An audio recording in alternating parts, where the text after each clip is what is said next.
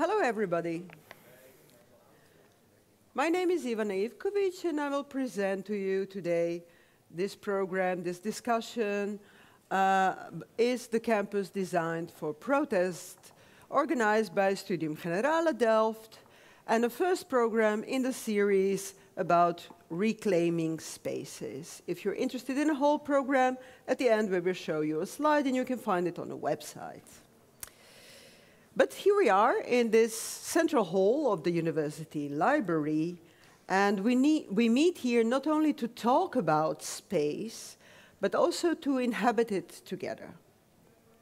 A library is usually a place where we come to concentrate, to read, to study, but now it also becomes a stage on which we ask this simple but charged question: is the campus designed for protest?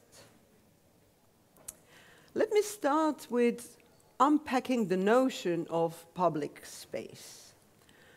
Sometimes we would point to a square, a street, a hall, and say, this is public, meaning usually you can go in, it's open.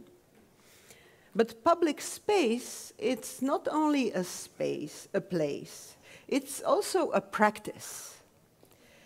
It is the realm in which we appear to one another, are present as strangers, but also as co-citizens. A realm in which we test our ideas in the presence of others. In Latin, the res publica, the public thing, involves matters we hold in common and for which we are responsible together. So public space is this physical condition that allows this res publica, the public thing, to be discussed, challenged, and renewed. We are talking both about the space and the use of space, a practice. In order to understand the space and its effects, it's helpful to turn to a sociologist called Richard Sennett. He wrote a book called The Fall of Public Man, and several others, and he describes this public domain as a space of encounter with difference, with somebody who is different. It is where we speak with people who are unlike ourselves. It is where we endure friction without collapsing into hostility, maybe sometimes we do, and turning discomfort into curiosity. In short, this is where we learn the art of civility. And crucially, Sennett reminds us that the design of the space shapes the quality of these encounters. It shapes the way we enter into those encounters. So, for example, if you put benches opposing each other, you would invite a dialogue. Long corridors funnel us with our choice, and thresholds and sidelines subtly script whether we feel courageous or maybe timid.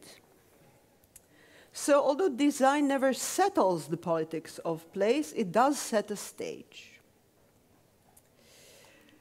In the current day debate, when we talk about public space, we usually point out that it is under pressure, that it is under duress, that it is threatened by several forces.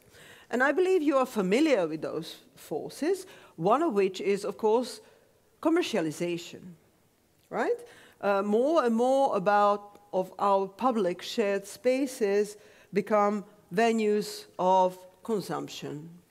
Think about a square that becomes a shopping mall, think about an atrium that becomes a rentable event space, and that changes the way the people are supposed to be in this space. They're supposed to buy something, for example, to behave as a customer. But there are several others. So, for example, securitization is another one. Universities and basically every other organization face real security issues and responsibilities for safety, yet safety culture can drift into all risk-avoiding conduct. And barriers, badges, booking systems protect access, but quietly narrow it as well. Third, that can be named as platformization.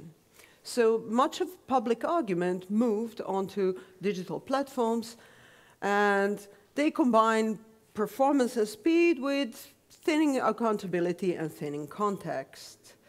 And this changes as well our report to physical space. So the encounters of physical space could seem suddenly maybe too quiet, or when they erupt, too aggressive.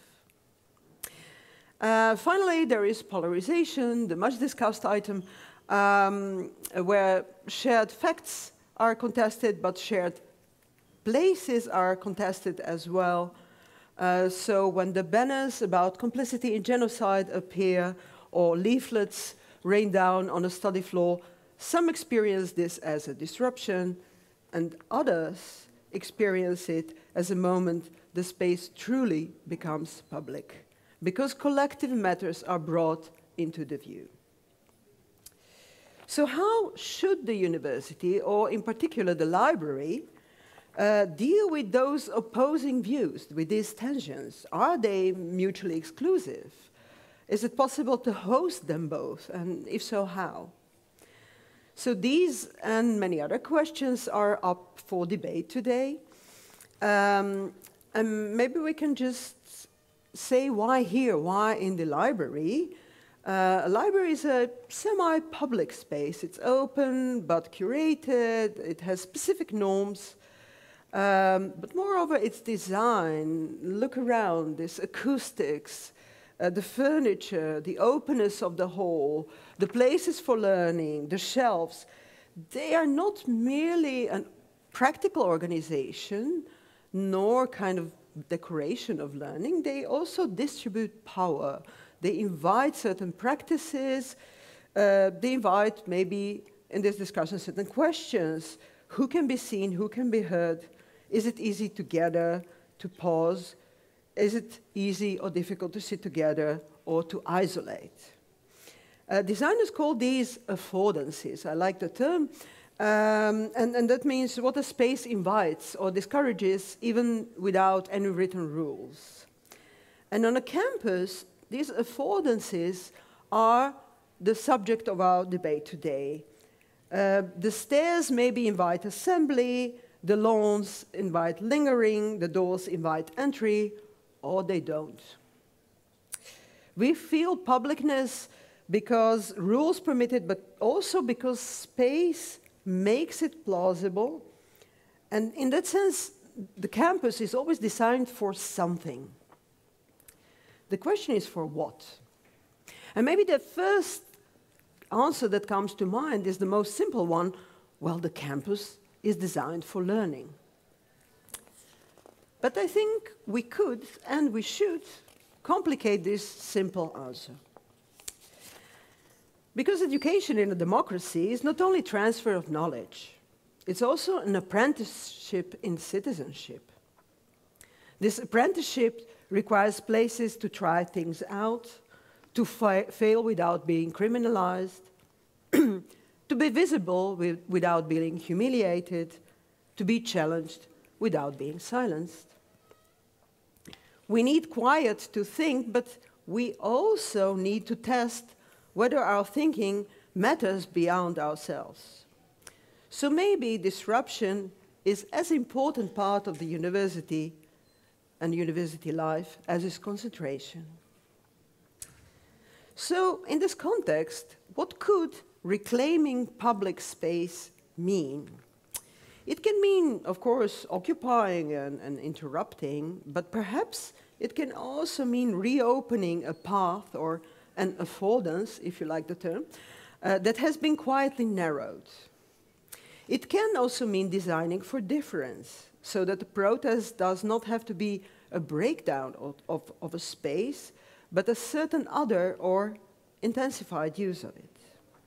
It can mean acknowledging that dissent is not an external threat to the university's mission, but one of its internal methods, the way res publica, the public thing, enters the room. So we will begin today by hearing two short presentations from two people who each hold a different piece of this puzzle. I will invite shortly to the stage Tom Twicht to talk about activism as a way of reclaiming public space. And I will invite Irene Haslinger, who is the director of this library, to talk about it as an open yet regulated space. To give you the idea, after that we will have space for questions and your ideas and debate. And after that I will introduce our third speaker and a third perspective into this conversation, Laurens Kolks, and he will tell us about design as a practice of public engagement. Now we have about a few minutes for your thoughts and questions. So I would like to open the floor.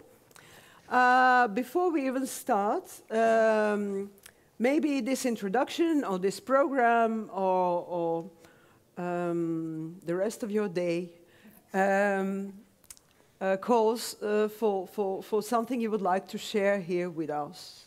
Please do, if you feel like it. Yes. Oh, hello. Okay. So you mentioned earlier about how, I'm going to try to remember how you phrased it, that protests don't need to be seen as something by the university as sort of a threat or existential. How did you phrase it again? Well, the idea was that if you define the mission of a university as learning in a kind of a narrow sense, then protest would fall outside as a disruption of that primary mission, right? Yeah. And I was questioning that framing, saying that maybe if there is a broader definition of learning, or at least as what you're supposed to learn at the university, then it's not an absolute outside, that it's something that is also a part of Bildung, to say it in a German. Yeah, yeah, so I mean, I very much agree with this perspective on the level of, you know, students and then also staff, and generally for most of us, I agree with this perspective.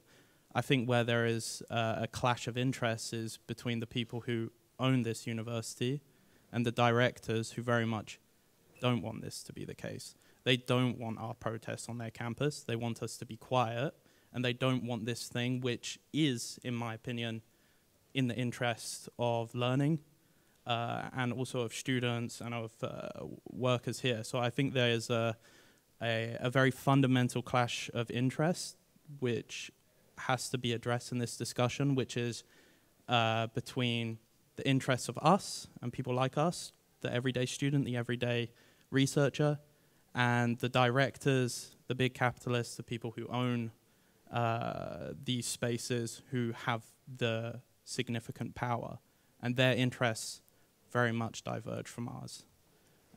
Yeah, I think that should be pointed out. Okay, I hear you. Does anybody want to react, or I can try to think of a response to? What did you learn during protesting, or what did you learn from protests? Sorry, what do you mean? Like you say, like protests are also good for learning. What did you learn? Well, I mean, it creates discussion, doesn't it? Yep. You talk with people, you learn about things, you talk with people from different places across the world who have different perspectives to you, have a different understanding of the situation. I mean, a lot of people, for example, in the Palestinian movement, don't come from, many of them are foreign students from different places in the world. I'm from the UK, so I get to learn about their perspectives, their experiences, and adjust my analysis of the situation. So in that regard, I think it's definitely very good for learning, but yeah. Okay, thank you. There was another question in the back. Maybe we can involve more perspectives, and then we can come back for you. Yeah? I think to add on to the answer of like what I learned from protesting is, I mean, a lot of the protests here were also educational, so they were like teach-ins. So the core of the protest was actually to collectively educate ourselves.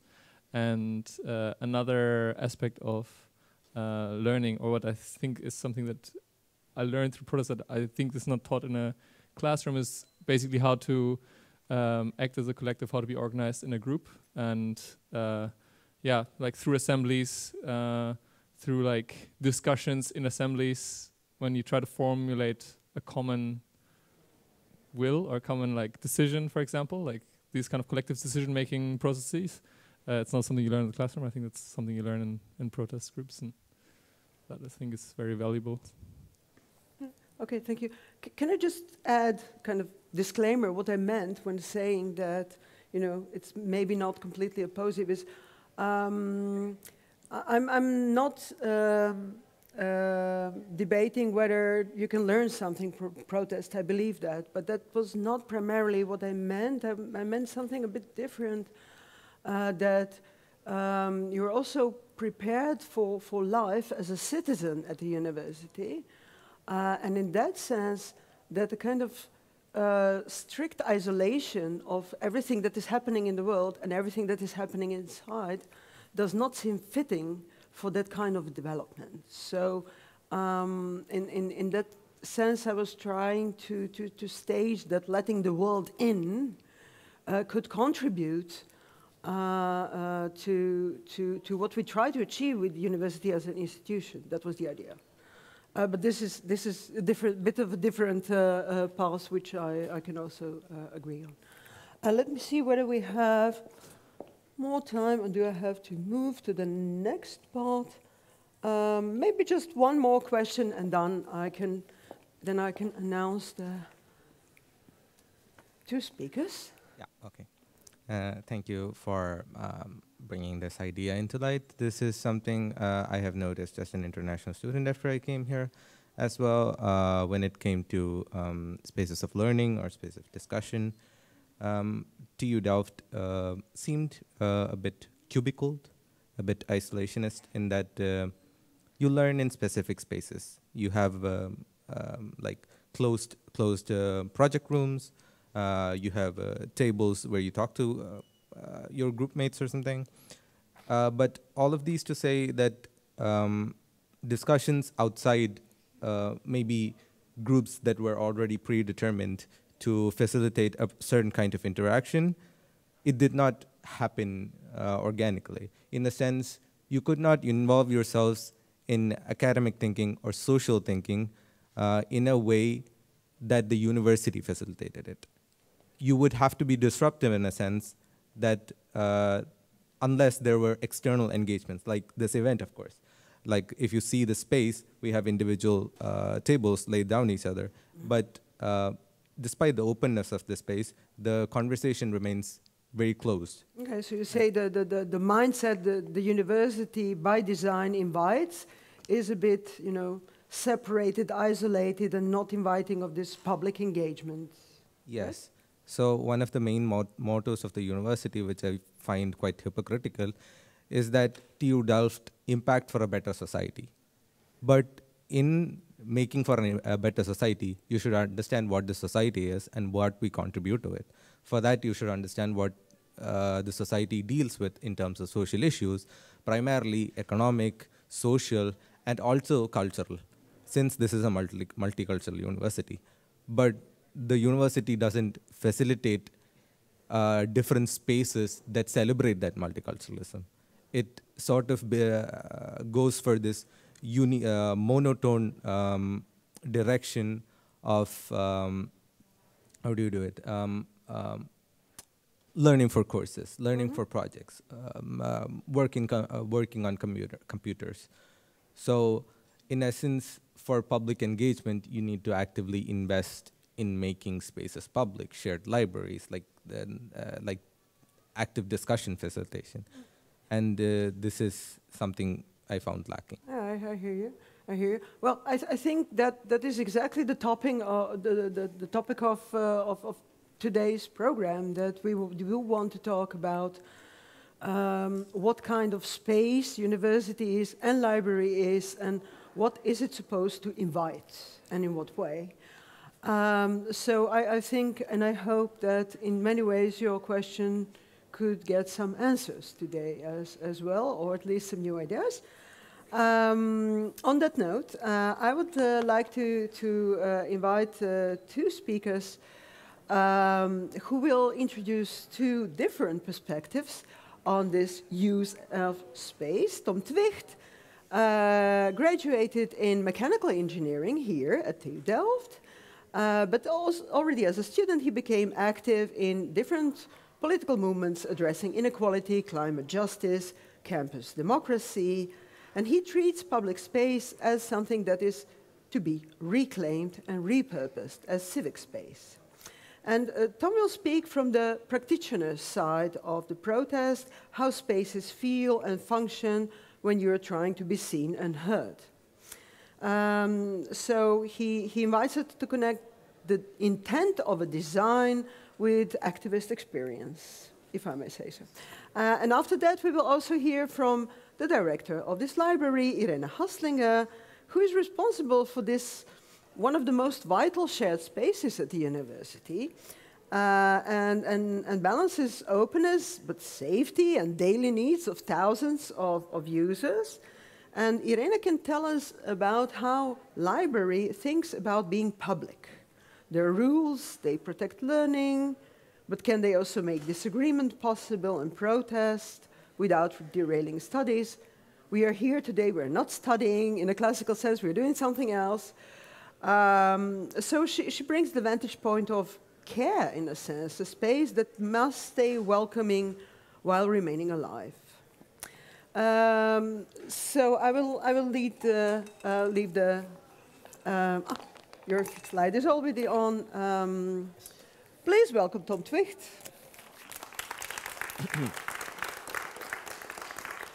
Yes, thank you also for the introduction, and thank you all for coming. I'm here to talk about mostly the lived experience of the partaking in several roles or several ways in these occupations or these reclaiming of public spaces, and then also about why we do it or some of the theory behind it. Yeah, I wasn't political at all when I started studying, and then later on in 2020 I was like, okay, maybe climate change is something important, so I chose to study offshore engineering with a focus on wind turbines. But then later on, when I finished all of my courses, but hadn't taken a master thesis yet, I had a couple of months of nothing, and I started reading upon a lot of more topics about economy, about inequality, being like, yeah, I think at TU Delft, this framework that you're brought up in is like, oh, there is a problem, there's an issue like climate change or you name it, and the only solution you can think of is technical, like, oh, we need to build something new, we need to design something. Whereas later I was like, that can be part of the solution, but it's definitely not the only part. So also time to look at the other. And I remember the first time partaking in an action, I was trying to convince the TU Delft career days to no longer have Shell over for their career fairs. At first I'd written a polite email together with some friends I met through GroenLinks, the Green political party, asking them politely. We had a meeting, but they weren't convinced. And then I met fellow activists, who were like, okay, well, we can be more persuasive. And then we partook in what I would say is direct action, which is there's something bad happening over there, like Shell's having a talk, or yeah, that's something that you don't want to happen, so you just go there and stop it without permission or whatever. Or direct action can also be something that you would like to see happen. So with another group, we just thought food should be free and vegan, so we just handed out food. But we're here to talk about the direct action. And then also, after that direct action, I also started an occupation, I think in May 2023. And I think all of us there are motivated by some sort of injustice that we experience or we know about, and that we want to address or fix or work on. And I think I wrote down 3 main ideas behind an occupation, and I think the first one is to really force a debate and address some facts that you feel are wrong or like something that needs fixing, and also to in the case of an occupation where we would also have different viewpoints that would force this debate. So climate change, for example, some voices that are marginalized or not heard, where from, in this case, an Indonesian perspective or a West Papuan perspective that we could then highlight, because I think all of us within this movement feel like, oh, there are certain voices that are silent or like that are being silenced and underappreciated, so maybe we can elevate them because we feel they're unheard in the discussion. And this also to wake up like, yes, the status quo, like even if we were not having this occupation or if nothing were to be going on, also then a public space is already a political space. Because I know, for example, it used to be the case, not anymore, that at the civil engineering faculty there was research going on enhanced oil recovery to get more oil out of the ground. And maybe it doesn't look like this setting, but working on that field is, in my opinion, political. And also at the aerospace faculty, I remember, I think a year or two ago, there was a research going on a master thesis about the Houthis who were firing missiles in the, I forget the place, but and then how to technically react to this. So can we intercept them or can we bomb them? And this research was going on. It didn't look like this at all, but also then the status quo is political. And by starting an occupation, you kind of force people's noses on like, hey, you know, also, this is always the case. So to force that debate. And also for these both instances, the climate one, after that the TU Delft did also engage in this debate by having a moral deliberation chamber, and also on Palestine, I believe there's one ongoing with some conclusions already some time ago. So you force a debate. And second one, so not only is it forcing the debate, but sometimes you're also pretty much convinced, like, yeah, the facts are known, like for climate change we've known for so many years, and also for Palestine about what's going on. And it isn't so much as having a discussion as it is also building counterpower. Like in a lot of issues, societal issues, people already sort of know what's the right thing to do on what side you're on. I remember a talk by a Palestinian about abolishing apartheid in South Africa.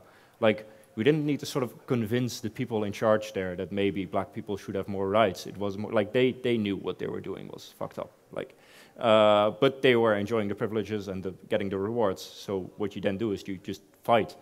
And it isn't really, like, very often a political debate is about, two people opposing views, and they talk, and then they reach a combined conclusion, and then that's what you adhere to. But I don't think black people in South Africa did this. Like, they wouldn't accept these conditions, nor do the Palestinians, and nor do a lot of other people when they know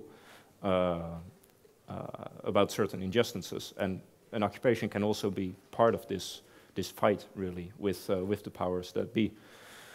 And then a third part of this occupation is also about, it was already mentioned earlier, about creating alternatives, about this, I would say, prefigurative living, about you know, a lot of issues that you have here at TU Delft, you can just email the professor or the lecturer or the whatever, or you go to the service desk if there's an issue with your laptop, and you know exactly where to go and how to do these things. And it is very valuable that you have these support tools. But it also teaches you a lot of things like, if you have problems or issues, you can just go to the desk and they'll fix it for you. Whereas if you generally undertake stuff yourself, you have to figure it out all of yourself. So with the protests that were out on the lawn, like, you gotta have food, you gotta make decisions much more democratically. You can't just appeal to a person in power like, hey, there's this issue, I need fixing, blah, blah, because like they're not gonna help it. You have to really do it yourself, and it really teaches you a lot of things about decision making that you have to do that democratically with everyone around you, and not democratically as in you cast a ballot and then someone else is gonna fix it for you, but actually doing it yourself. I want to think about an example, but yeah, and then also creating a space where everyone is valued, where everyone is heard. I think definitely within all the groups I've been in, there is a much more higher presence of people that identify as trans or non-binary or other marginalized backgrounds, because I think we create an environment where people feel welcome. Also, if maybe other parts of society, they don't feel welcome, so it's also an opportunity for them to be heard. I had something else in my mind, but maybe it'll come to me. But these occupations, they're really learning the environments for all. And I think first, to start an occupation, you find a group with like-minded people. You meet them at a protest or that sort of thing, and then you go like, this thing that's happening, whether it's the TU Delft Career Days or the TU Delft working with Israeli institutions, they're like, okay, this is a target.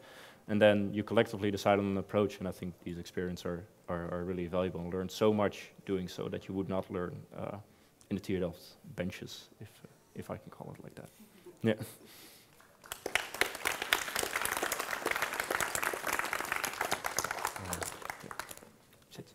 She's going to. Thank you, Tom. We will immediately continue with the talk by Irene, and after that, open the floor for your questions and discussion. Thank you. The clicker, yeah.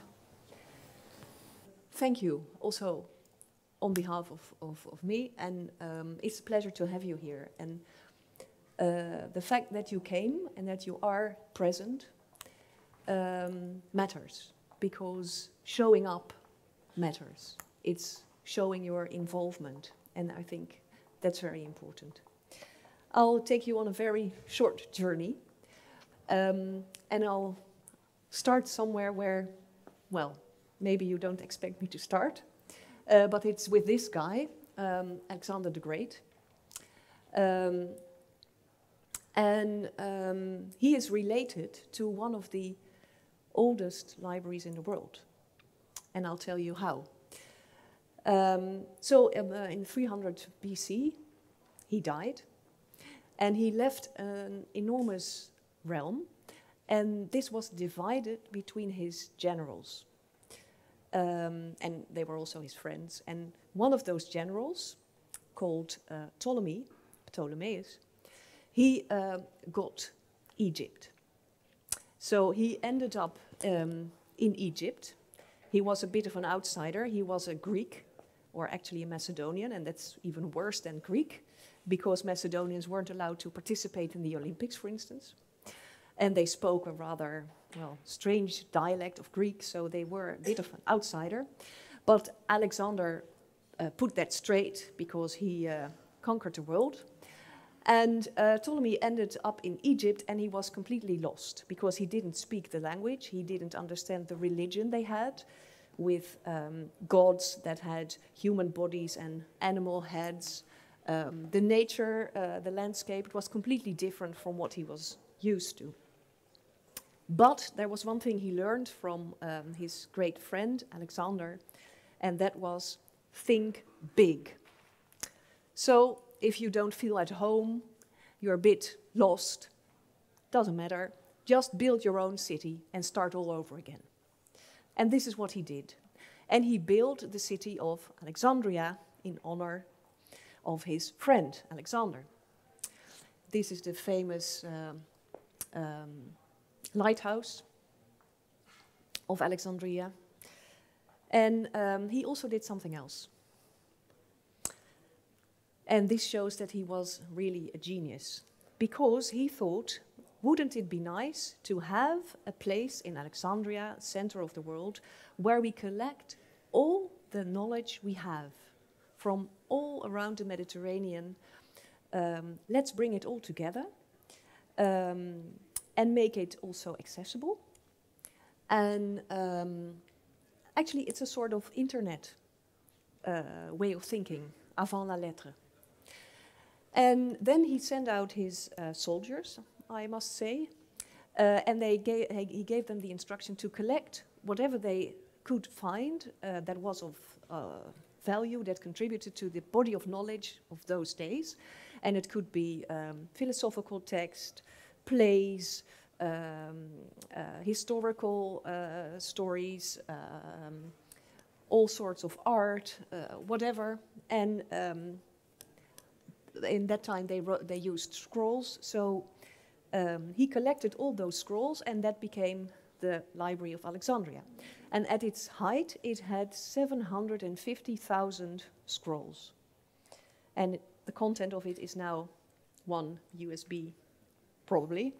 But this is an impression of how it looked. So you had the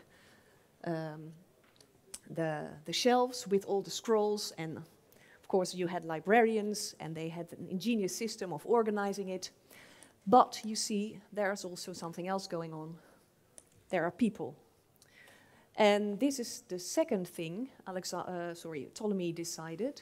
He decided to build a temple next to the library, and he called this temple the Museion, and it was a place to honor the muses, the goddesses of inspiration. And in this Museion, from which our word museum derives, he invited scientists, philosophers, playwrights, poets, from all over the world, from different religious backgrounds, speaking different languages, having different opinions. And he said, you're welcome here. You get tenure immediately, so you don't have to participate in a rat race like in a modern university. You don't have to pay taxes, by the way. You can bring your family, and we will make sure you have a home and food and everything. There's only one precondition, and that is that you talk to each other about the things you read in those scrolls. So basically, he invented the whole idea of a university. And of course, I like to say the library was there first. And this is how it looks like, what it looks like today, our library. And what I will do, that's my contribution to this session, is talk you through, well, I call them fields of tensions. So they are maybe dilemmas, or they are, there's a scale of perspective that might be useful for our discussion. And some of it was already mentioned by Ivana. You also mentioned this field of tension, and I called it bastion or interface to society. So a bastion is a fortified place or a person, place or group that defends a principle or idea. And in the phrasing, the definition of this word, you see this, the word defend. And that's, for me, I associate it with very much inward looking, protective of what we have. And I think maybe the first university or the library in Alexandria was more like a bastion. So of course, because not so many people were able to read and write, by definition it was a sort of elite enterprise. However, an interface is a point where two systems, subjects, organizations meet and interact. That's the noun. And then the verb is even more beautiful. To interact means to merge, to mingle, bonding by communication and working together. So what you see, that both in the physical and metaphorical interpretation, this is also about space. So do you have a space where you can meet, but where you also interact and communicate? And for me, in this field of tension, I would like to put the library, and I cannot speak for the university, but the library in the interface definition. I think we cannot afford it anymore to be a bastion. So if we are an interface to society, what's going on in society? And let me go back. Maybe you know the work of Jitske Kramer. It's, if you want an interesting book, please read her book. It's called Tricky Times, Tricky Tijden, and it's about what's going on in society. And she says we are in sort of a transitional phase. We all experience that old frameworks are disappearing. New things are happening very fast. There's a lot of uncertainty.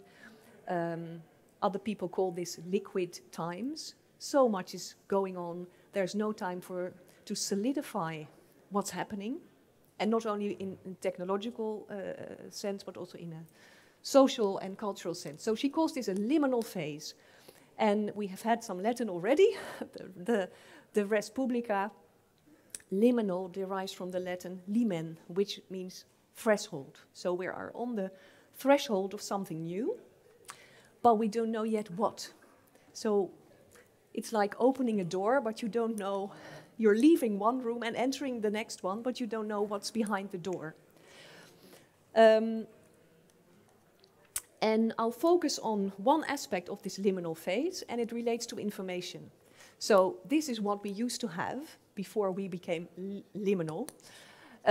We had this vision on information, and and Yuval Harari, I don't know whether you know this writer, he frames this as the naive view of information, and goes like this, we have information or data that leads to knowledge. And if you have knowledge, it can lead to truth. You can understand how things are working. And then hopefully in the end, this gives you the power to do the right things and also hopefully the wise things.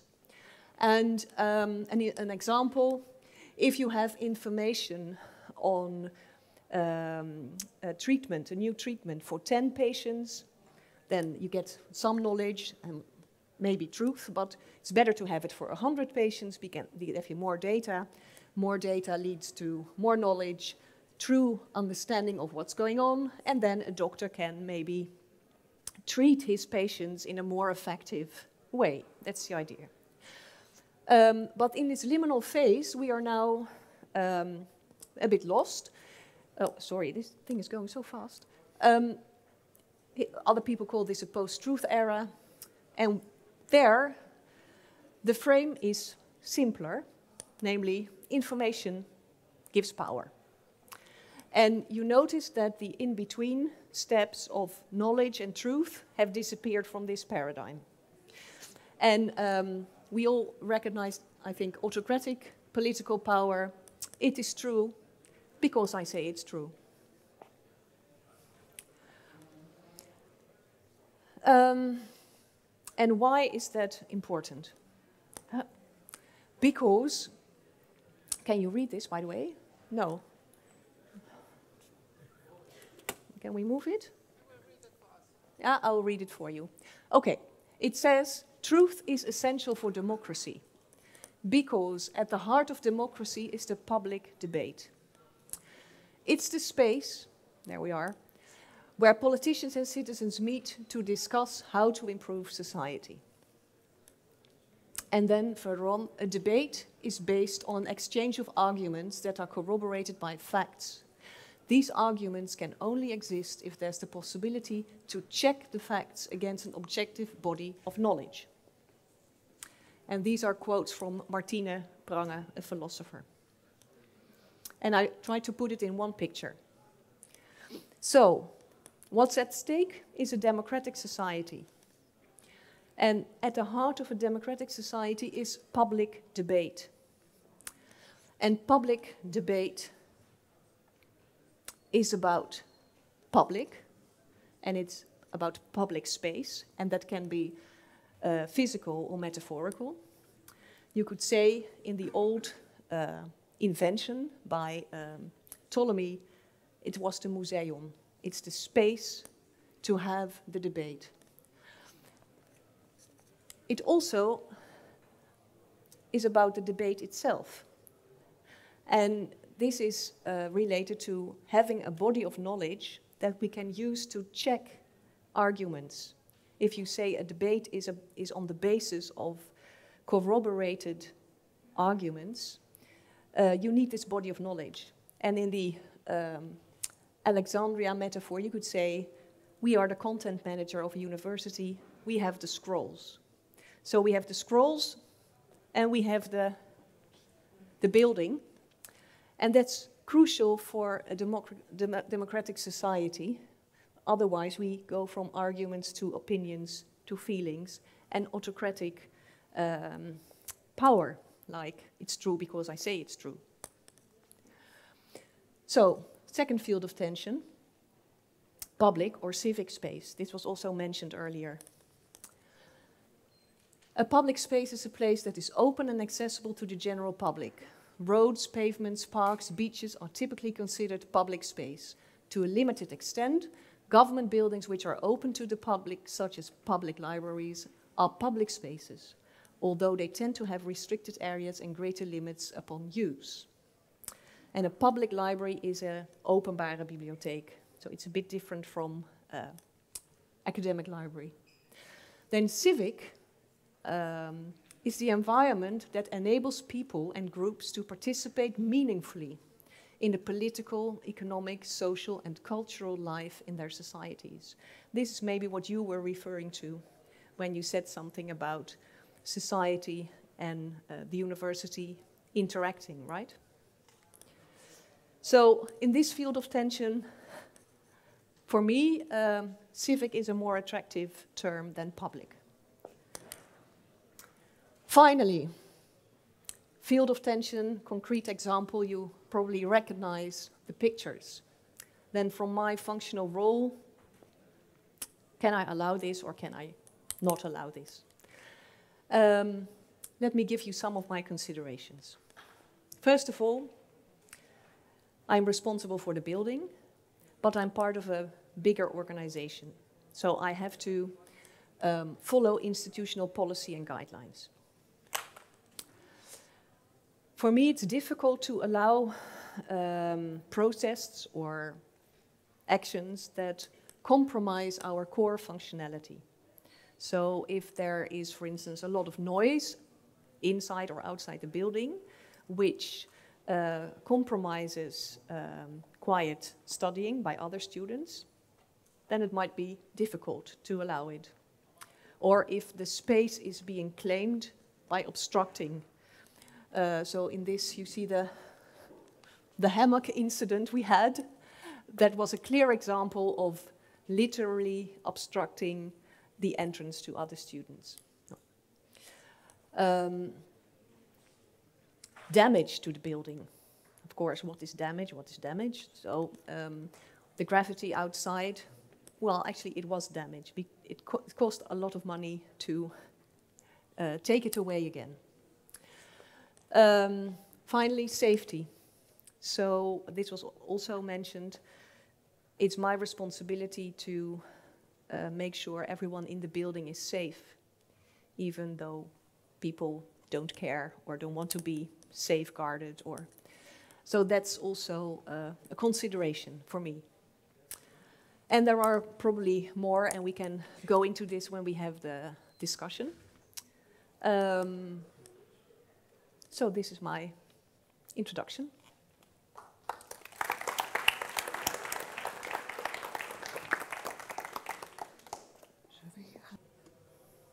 Thank you for the two very rich and inspirational talks. Maybe I can kick off this by asking you both a brief question, and then we can open this to the public. I would like to invite you, Tom, to maybe reflect on this idea of the opposition between the bastion and the interface, and ask you, how did you experience the university when you became more politically engaged? Was this an open space that was interfaced to society? I don't mean the library specifically, I mean the whole university as institution, as a way of, or did you more experience it as a bastion? I mean, we just had an intervention from the public telling us that you experienced it as a bit of a closed space. How was it for you? I think there are definitely in-ways to the university. So I remember some years ago when I had issues with the way a course in my program was being given, or some of the input, then you could like have a meeting with the Board of Education. No, one person who was who made the program of the course, and you can talk. Mm-hmm. So there are these ways in that you can make changes, and then there are also like obstacles that you can hit if you want to achieve other changes, like no longer having working together with Shell or with Israeli. Like you can try to convince people, but then it is more of a bastion. Like, no, this is the way it's gonna go. Yeah, and we're not budging. Okay, so for some things the threshold is not so high, for others it's there. Thanks. And you mentioned the change in this phases of knowledge, especially nowadays where we go directly from knowledge to power. Not all of us. Not all of us, fortunately. Not all of us, fortunately, but the context, let's say, tends to make certain reductions. Do you think that this makes the mission of especially the library as a kind of centrum of knowledge more urgent? because you reflected a lot about this liminal phase we're in. So I was wondering how that specifically changes the perspective on the role the library should play. Could you say something more about that? It's one of my favorite topics. No, seriously, I think we have to reinvent our narrative. So we cannot simply say we have the content and like an Aldi or a Lidl, we put it in the boxes and we say, here it is to our researchers and students and enjoy yourselves. I think nowadays the context in which information is provided or created, of course, by everyone can put anything on the internet. And I think this means that our role, especially if we want to be an interface to society, is also to give more of context and well, thought leadership or Bildung, if you want, in the German tradition. And then we are actually offering more than just the boxes with the content. Okay, and maybe we need to go back to Ptolemy and tell people that they need to discuss the things they read as well. Yeah. So the public debate has disappeared from the public space, right? Because it's taking place on social media. Everyone is happily chatting in his or her own echo chamber and bubble. So where is the place where we have the traditional debate in the sense that we challenge each other on the basis of corroborated arguments instead of flooding the zone like a lot of bullshit and just hope that for political reasons people like your narrative and they start following you. I see. Do you experience that when you try to organize protests? Is this something? Is this a topic of debate?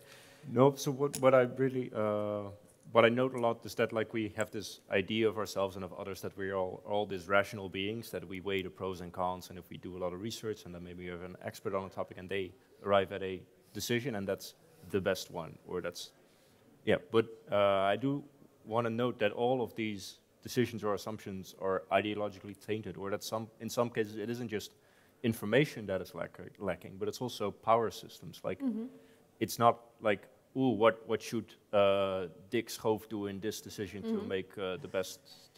What should he do about Israel-Palestine? It's not like, ooh, he's gonna think, he's gonna consult experts and then make a decision.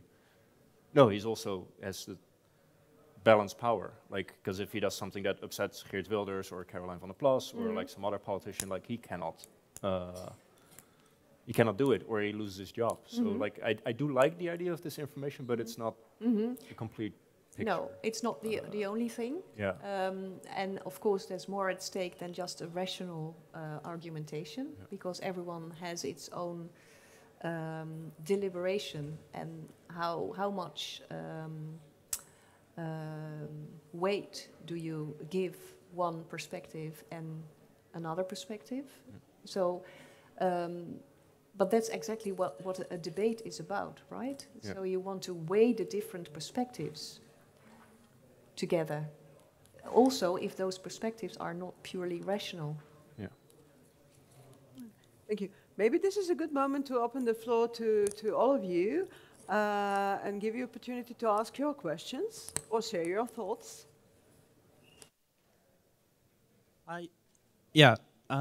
First I'd like to say that I really enjoyed your talk, especially about Alexandria. I like to think if I was born 2,000 or so years ago, I would have been one of those scholars yapping away. In the museum. Yeah. And I especially agree with quite how important our libraries, our universities, our schools, our places of learning are, and education in general, to the foundation of democratic society, for discussion, for debate. All of these things are fundamental. Where I run into a conflict of interest with this university and its policies is, I believe not only is it just this university where I currently work and this library that is important.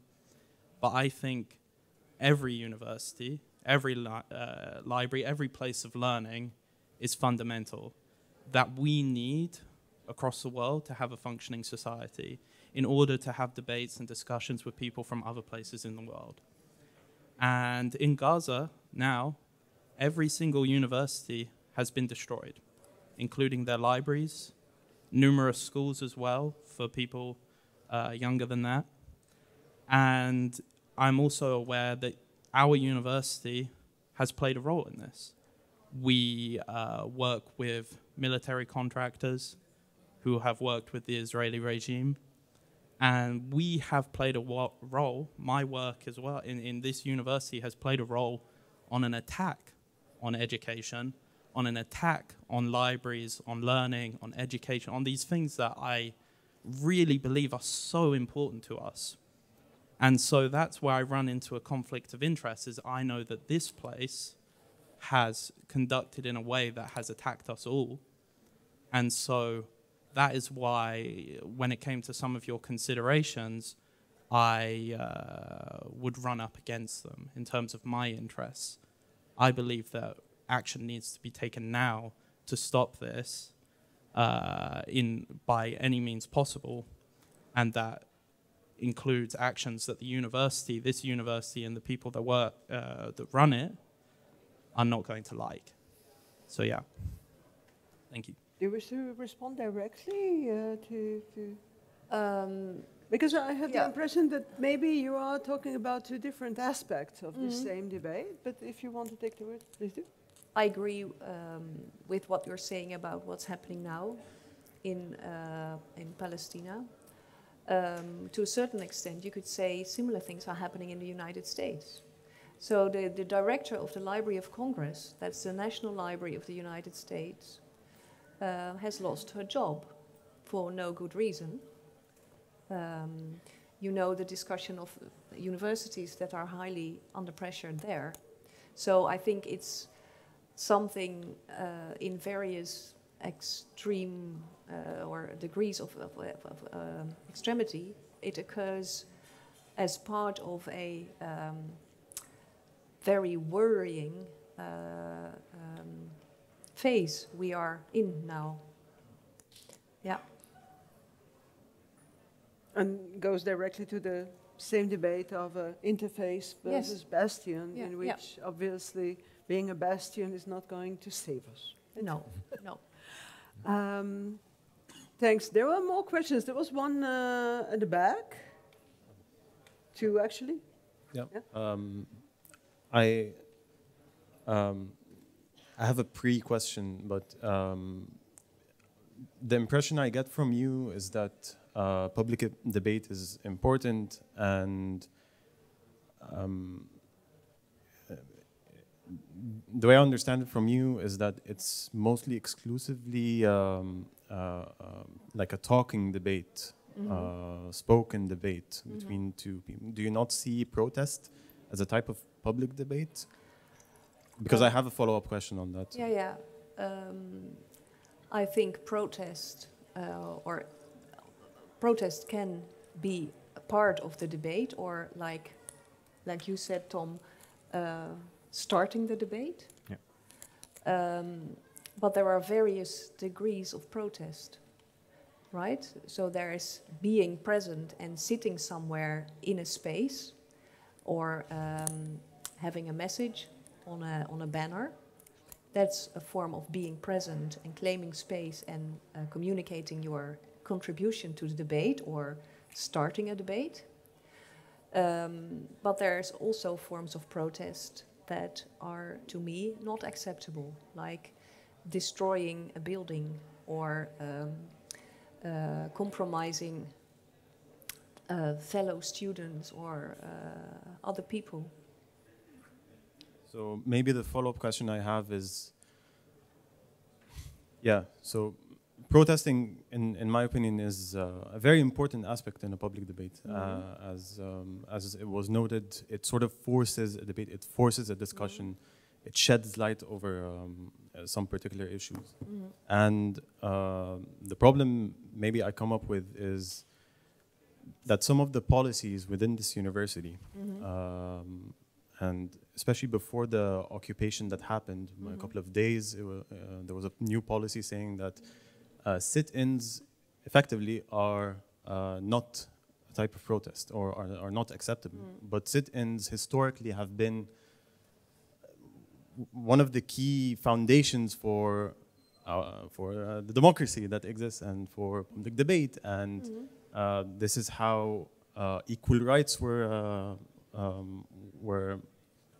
essentially taken by the people for the people.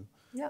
Okay, so just to make it clear for me, who is not a part of this university, the sit-ins are not allowed because they are too disruptive. That's the idea. I understand, but No, that's not no. my I question. understand. I Whether understand that's that the point. I argument. understand this point.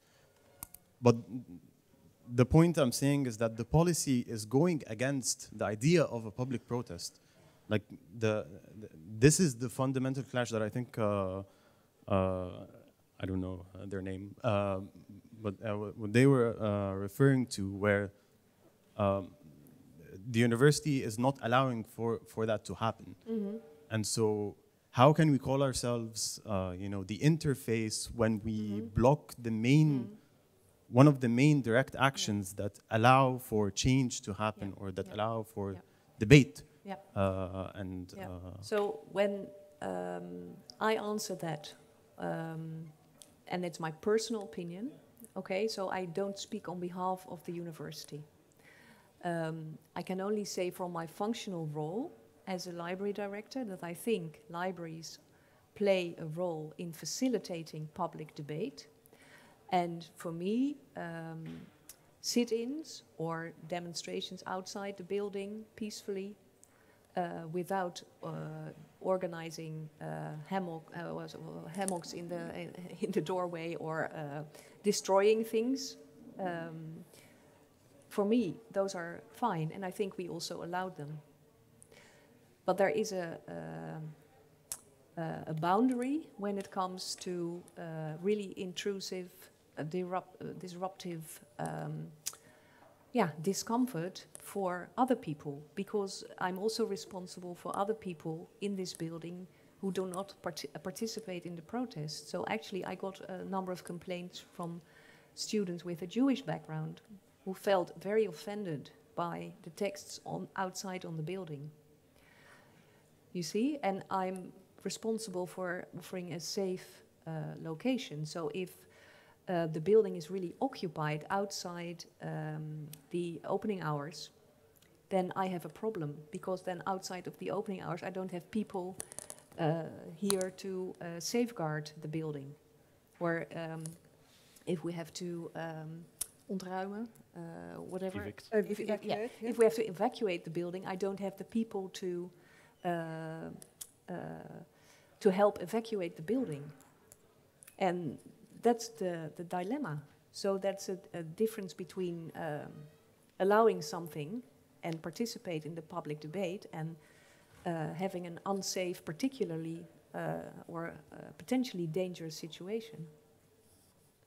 And if we try to follow this up on this dimension of disruption, I think that's very interesting, because one might argue that protest is a disruption. Otherwise, it's not protest, right? If we try to smooth things out, and there is a certain tendency in our system and our society to try to, balance everything out, to say, now you can put up a poster there and that's it, but don't disrupt, or should protest. And I'm interested to hear from both of you on your views on that.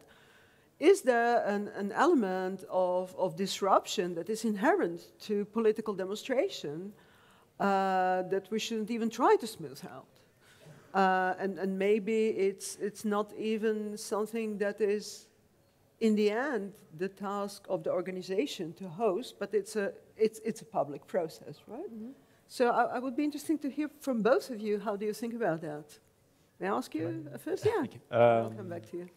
Yeah, no, I think disruption is definitely part of protest. Like, protests serve several roles. They can definitely also inform people either taking part of the protest or outside and put on the agenda. But also, you gotta sometimes being nice doesn't work, or like disruption is part of it.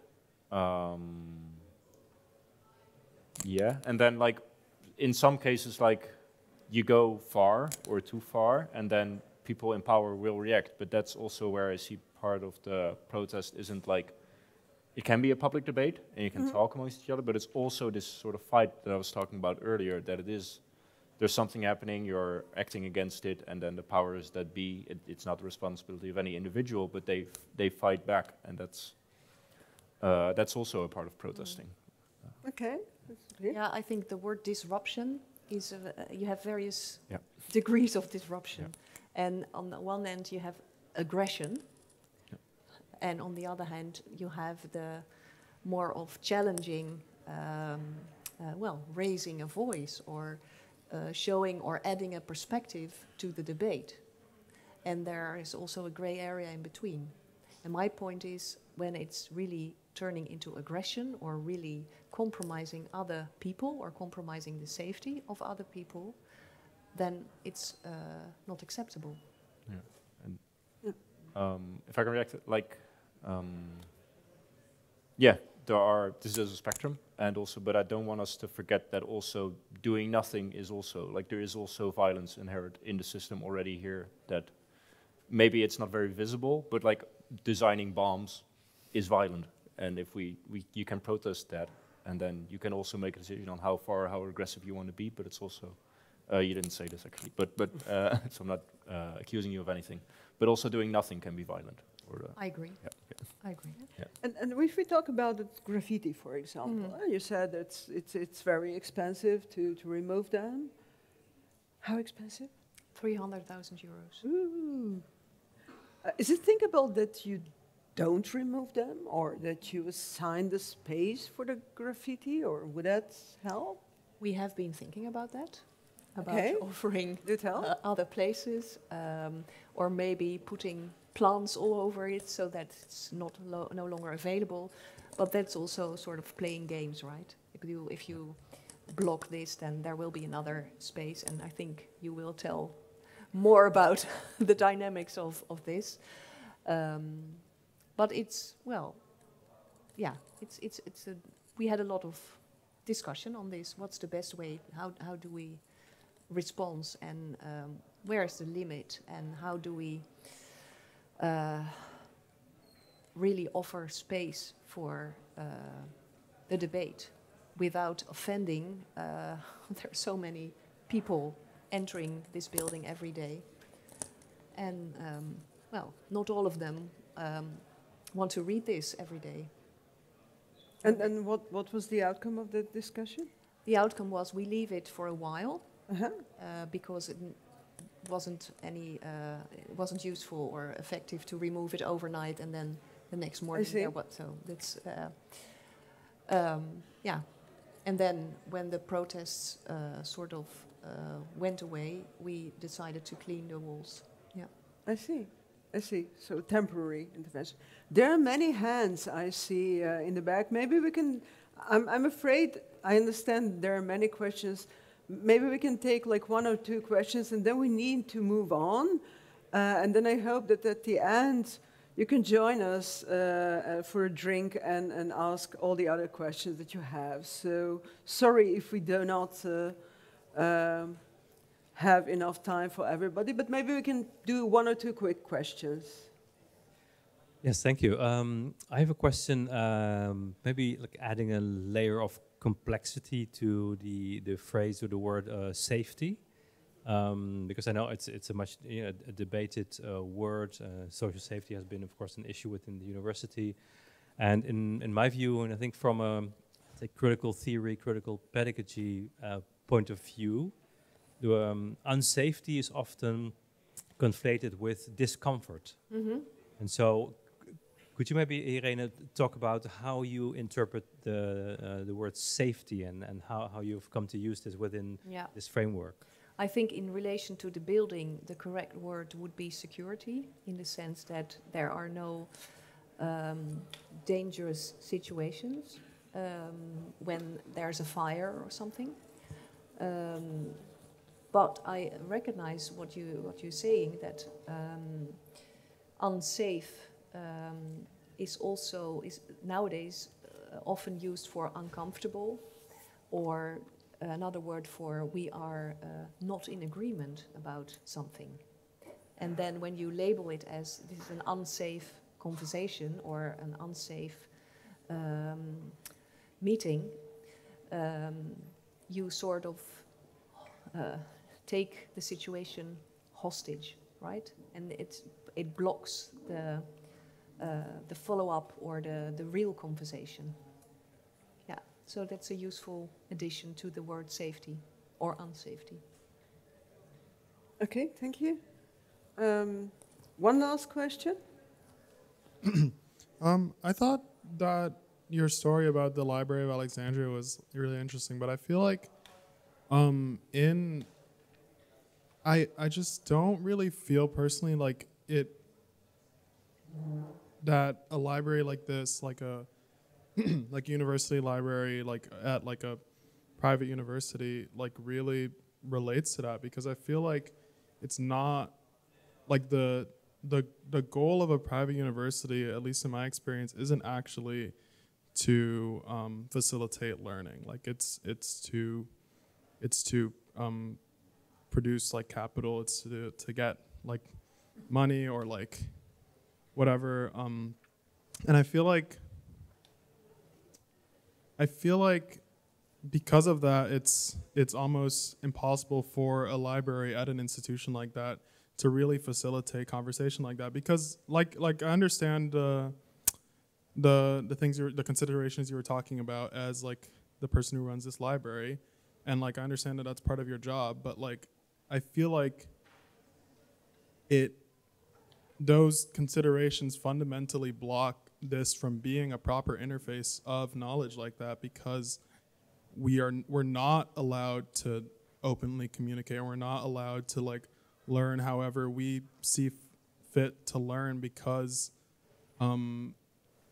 the institution has different goals that don't align with that. And I think that's why like protests at a university aren't just protests so that people see that a protest is happening. It's a protest against the university. So like almost by definition, it can't really fit within the rules of the university. And I guess I just wonder if you really believe that like a library like this can be a proper interface for knowledge in that way.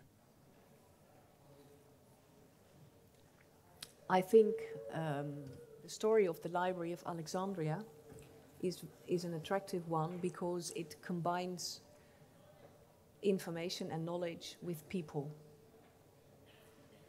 And I think that's still at the core of what we're doing, be it that the context has changed, that we have digital content now and we have other people.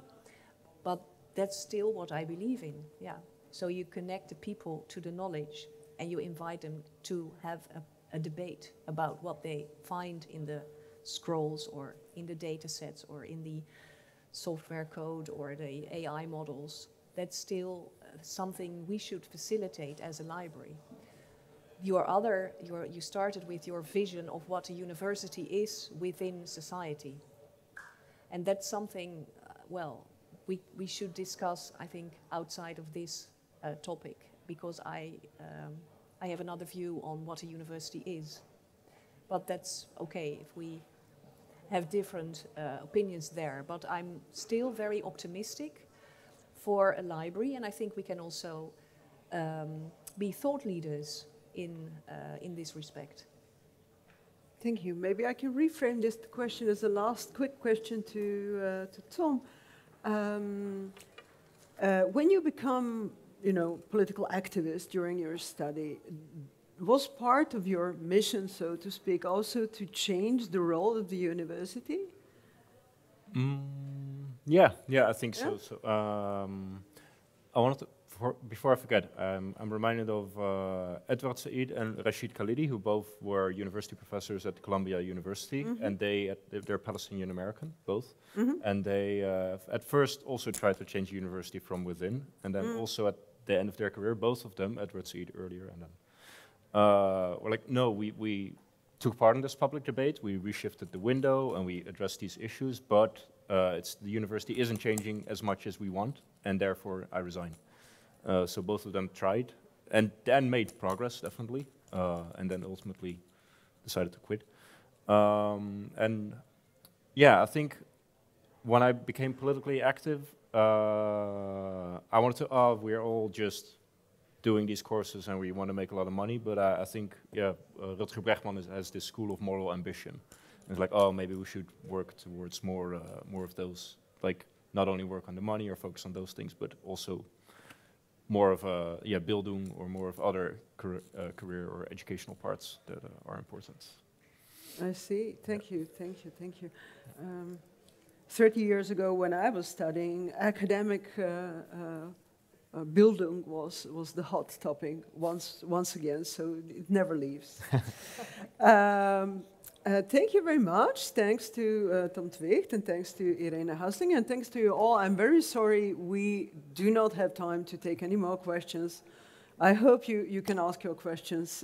I see many hands still in the air. But now I would like to invite our third speaker to the stage, Laurens Kolks, who is an assistant professor here at TU Delft's Faculty of Industrial Design Engineering. And his work is at the intersection of design and the public sphere.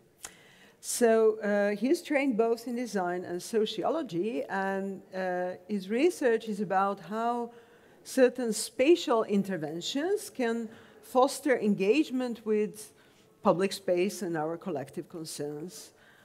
So he will bring us some concrete examples on how small design moves like thresholds, edges, invitations can change what becomes possible. And he helps us to see publicness not as a slogan, but as something you can prototype. At the end, he will also invite you to prototype a bit. Thanks once again to Tom Twicht and Irene Hasling. And now I can give the word to Laurens Kolks. Thanks. Yeah, again, I'm so sorry to be the one that has to break up the conversation, but hopefully it will continue afterwards. Indeed, I'm very much interested in how design can play a part in supporting public engagement and engagement with public issues, because I cannot wait to say this, but also during this evening, the word problem and issue is being used as synonyms, basically, and I follow thinkers like Noortje Mars by saying that problems, at least in theory, can be solved, whereas issues can be stabilized, and depending on your politics, that's either for the better or for worse, right? So that's something that I follow. It was also said that indeed a lot of engagement and a lot of debate is going on in digital spaces. But what I find fascinating is that the public realm is still also a place that is used a lot for public discourse, although it's undirected, right? So in large contrast with, for example, Google, who knows everything about me, where I live, how many kids I have, what my interests are, and so on, I get very specific information.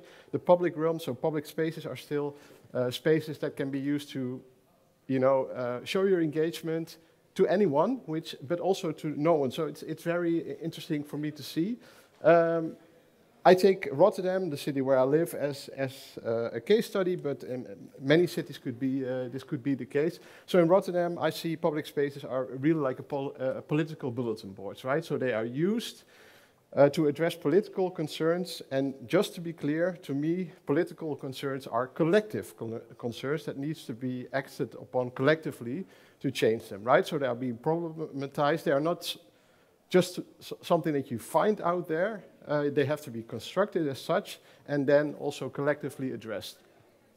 And as said before, I adhere to the word publicness in both meanings of spaces of encounter, like Sennett is also saying, and also in terms of accessibility, right? And I became very interested in what I call guerrilla publications, which are all kinds of publications in public spaces that are not authorized, whether they be posters or stickers or tags and so on. which appear all over the city. And I actually read them, and it takes a lot of time because there are many of them, so it's quite an intensive thing.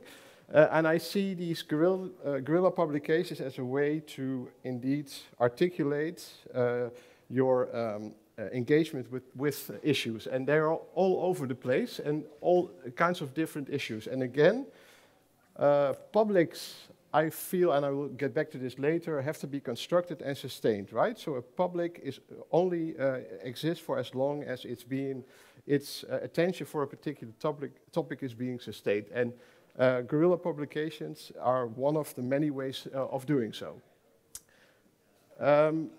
Again, we have a digital space. There's a lot of things going on there, but public space is still, a relevant publication platform. As you might have followed years ago, the Erasmus Bridge in Rotterdam was used as a platform to display all kinds of racist slurs. So there were people that had rented a boat that were projecting racist slurs onto the bridge. And this, to me, is a good example to be precise about what publics actually can be. So there, I follow Warner, Dewey here. There are three kinds of publics. So there's an assembly of bodies, which we are right here. Then there's a topical public. So all of you that actually follow what I'm saying are part of this topical public. And there would be the meta-topical public.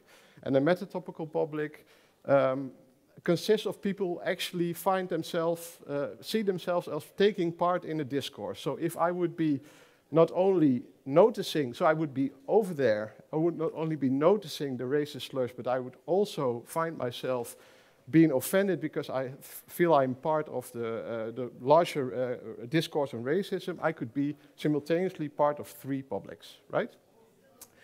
And where the first assembly of bodies disappears when the festivities in this case are over, the topical public has to be sustained by being attention to this to a particular topic, and can sustain very much longer. And guerrilla publications generally address mostly topical and meta-topical publics. So these are all kinds of examples in public space in Rotterdam.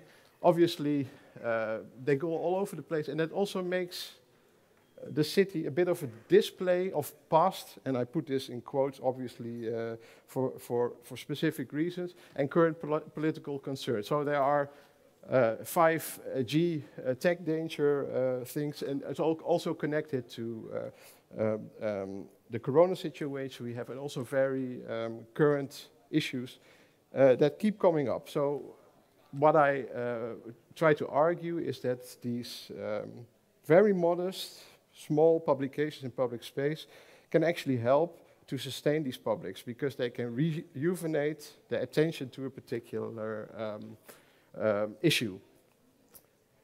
So to analyze them a bit, I argue that there are different variations in spontaneity and situatedness. So this one is part of a neighborhood in Rotterdam that was on the threat of gentrification. So people living there, they united and they said, okay, we put up this, this banner, and it's a one cause, one type of outing, where there are also publications, guerrilla publications, that are actually part of campaigns. So there are obviously unauthorized, illegal campaigns, but they have different elements that together sustain a particular topic. This is one that shows that some of these are actually very much connected to the situatedness, so the site-specificness of them. This was a new district in Rotterdam that's actually being built now already. And if we zoom in a bit, we see that there was, which you can call subvertising. So there were stickers all over this board saying, okay, stop the marketing forces, stop gentrification, and also this one I find interesting. Because Rotterdam now has a slogan which says, Rotterdam, make it happen. And this one is actually saying, Rotterdam, is it happening? And that seems very appropriate to Rotterdam, because as you partly know, it used to be a very gritty city, quote unquote, harbor city, raw city. So, you know, is this happening? Actually, are we bringing yachts to the city? So there's a play, and there's also a conversation with different outings here. This one is actually on the rim, so it's in between Delft and Rotterdam a little bit, and here you could say that that language is actually being used to trigger the imagination and also connect it to this particular space. So here, the people putting this up wanted to sway the debate on whether this would be nature or it would be an industrial site and so on. Sometimes also formal elements of the public space are being used actually to support these messages. So whether they are physical ones or the red color, right? So the public space can also be seen as like a platform that underpins, if you use it in a specific way, the message you want to convey. So I'm interested in aesthetics in a very broad way. So I see aesthetics as intensified attention. So that means that it's not about beauty as such, but it's also about, it can also be about surprise and so on. And actually, I love the fact that you showed this other picture because I never knew what was underneath. Still, my eyes aren't that good, so I don't know. But to me, this trying to cover it up actually helps to bring attention to this message. So this is actually like putting, zooming in on it. So I call this aesthetics of vandalism, right? So all kinds of actions of mischief, trying to X out each other's work, trying to cover it up, trying to put over it, actually raise my interest in what the debate is about. So these are other examples of this. Sometimes it's just one word, right? So here it says make racist and then afraid again, and then afraid is being X'd out. So there are very particular ways of what the debate in this particular case could be about by the actions of these violations. So I've been teaching at art academies for a long while, about 15 years or so. And at a certain point, I tried to, with students, become part of this discourse in public space. So I organized a number of workshops. And very basically, we tried to publish one text with the people being there in one day. That was the first workshop. And I could have known this, but at the Art Academy, it was very difficult for students to work just with text alone. Obviously, they were there to use all the senses, to be to use the images. So we had quite a struggle to publish a text, it's in Dutch, that was evocative and not just very straightforward. But I did a number of these workshops and tried to use the learnings from the first one. And what was very nice is that because of this aesthetic sensitivity of students, they really try to use site-specific aesthetics in their work, also connecting it to the publics that will actually pass the work. So in this case, there were people walking, there were people on their bikes, there were people in the train, so we could also use the distances between the boards and so on. So there were all kinds of considerations. And what's very interesting also that we had to really work on making these outings about collective issues. And this one was also interesting in the sense that we wanted people that, this was in the central station in Breda, which is a city in the south of the Netherlands. We wanted people that would recur there, so come back, to also make it interesting for them. So people really had to work to make sense of what these students actually wanted to convey. Okay, so this is a very scholarly talk. I'm sorry, so I'm going to the conclusions. So, guerrilla tactics such as graffiti, posters, banners, and stickering can turn public spaces into unofficial political bulletin boards. I think that's a great thing. I think that's really something, and that's why it's very interesting where the vandalism thing comes in and how to go about this, because indeed, if you would specify places, and they are there in Rotterdam, they are there, where you can actually do this makes no sense, because there's no disruption there. It's like anyone, all commercial parties can use it, right? So they vary in spontaneity and situatedness, so some of them might even be like, creative eruption, where others are very much planned and connected to the spaces where they are being published. Oh, wait, that's the wrong button. These specific acts of mischief underpin what I call an aesthetics of vandalism. So they invoke attentional tuning. So they do what they're not supposed to do, actually make it more interesting to look and find out what the discourse is about. And the 3 workshops I did, one of the conclusions was that for it to become interesting, students, in this case, had to vividly imagine the different publics they were trying to communicate to, and also empathize with their diverse lived experience. So again, in large opposition to Google, where you exactly know who you are targeting, here you can target very different publics. So this is something you really have to think about when trying to design for these spaces. Okay, and I would say the last conclusion was that it's interesting as a designer to try to stage efforts for publics to interact with the information. So it's not just sending, but it's something that becomes more interactive. Okay, I will leave this for the remarks because I indeed want you to do something. I want you to scan this this QR code, and I already told you it's a bit of a scholarly setting now, because we asked the speakers for a number of quotes that they thought were relevant for this particular evening. And I want you to help me choose one that's going to be published in the corner there on a structure that would be very pretentious to call a tower, but still it's some kind of tower. So I will, when you guys will have a drink, I will draw the text on a large piece of paper, and we will publish it in the corner.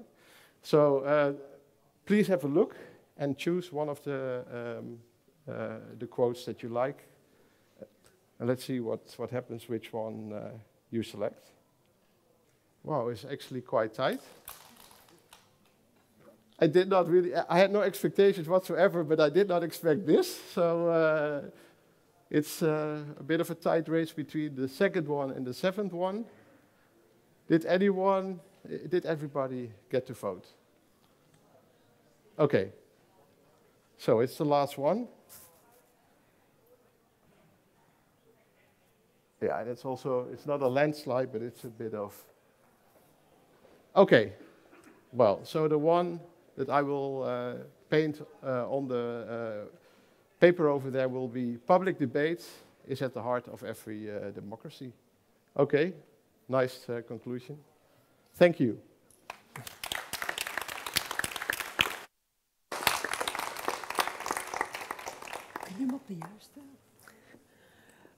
This concludes our today's program. I thank you once again for your attention, your participation, and thanks to all the speakers, Tom Twicht, Irene Hastinger, and Laurens Kolks. Meanwhile, here's the program of other Studium Generale meetings, upcoming events, in this series of Reclaiming Space. So if you're interested, please join us, and please join us for a drink and maybe have a chance to ask the couple of questions you couldn't ask before. Thanks.